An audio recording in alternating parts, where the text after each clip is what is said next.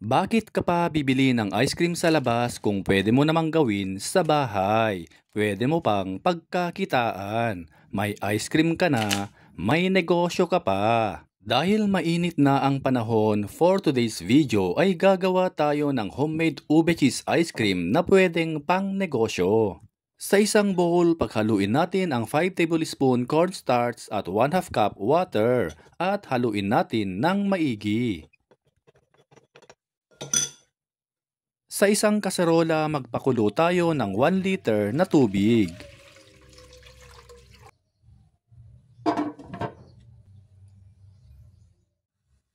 Once na ito ay kumulo na, ilagay na natin ang 1 can ube condensed milk. Nabibili ito sa mga leading supermarket at groceries nationwide.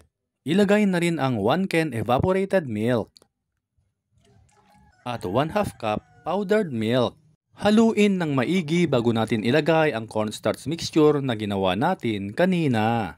Ipagpatuloy ang paghalo at lutuin natin ng 5 to 6 minutes. Kung umabot ka sa part na ito ng video, pag-comment naman saang lugar kayo nanonood para alam namin saang lugar nakaabot ang video na ito. Once na ito ay kumulo na, hanguin na natin.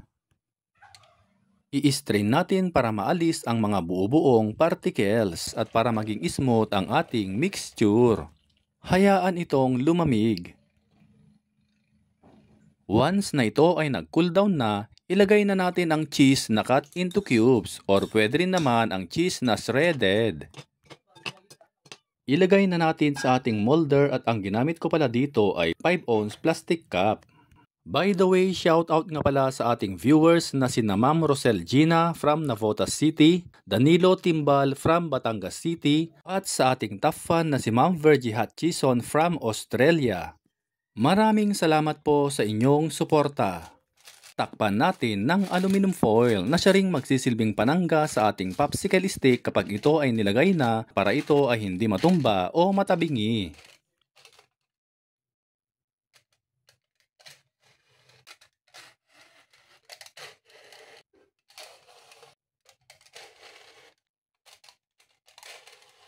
I-freezer natin overnight.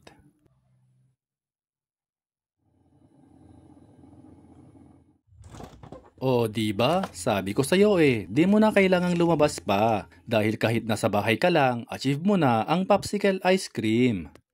Sa proseso na ito ay para mapadali ang pagdemold natin sa ating popsicle ice cream. Ganito lang pala kadali gumawa ng popsicle ice cream mga kanoypi. Kaya kung gusto mo rin ito, i-share at itag mo na ito sa mga friends and families mo. Sa lahat ng ating avid followers and viewers worldwide, maraming salamat po sa walang sawang pagsuporta at panonood. Sobrang sarap niya mga kanoypi at ang lambot pa. Perfect combi talaga ang ube at cheese.